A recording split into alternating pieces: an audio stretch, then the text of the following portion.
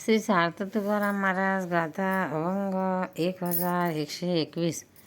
चिरगुटे घालोनी वाळविले पोट, घरवार बोबाट जनामध्ये.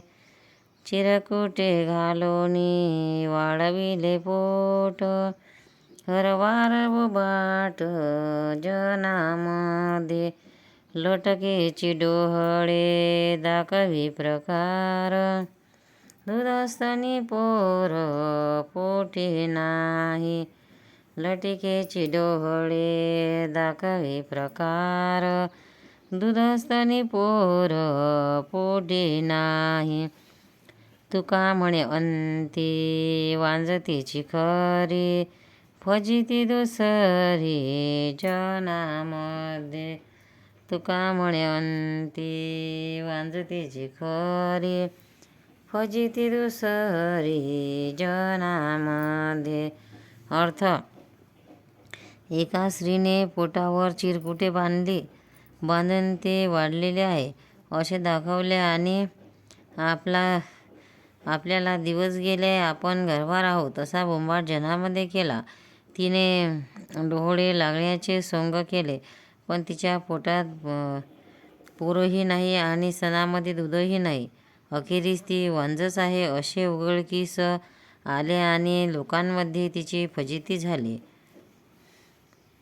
सार्थ तुकाराम महाराज गाथा अभंग 1122. माझी सर्व चिंता आहे विठोबाशी, मी त्याच्या पायासी न विसंबे. माझी सर्व चिंता आहे विठोबाशी, मी त्याच्या पायाशी न विसंबे. विसरेना रूप क्षण एक चेते, जीवलग मूर्ती सावळीते. विसरेना रूप क्षण एक चेते, जीवलग मूर्ती सावळीते. विसरता हरी क्षण एक घडी, अंतरेल जोडे लक्ष लाभ. विसरता हरी क्षण एक घडी, अंतरेल जोडे क्षण लाभ. तुका म्हणे माझ्या विठोबाचे पाय, संजीवनी आय हृदया माझी. तुका म्हणे माझ्या विठोबाचे पाय, संजीवनी आहे हृदया माझी. माझी सर्व चिंता आहे विठोबासी, मी त्याच्या पायाशी न विसंबे.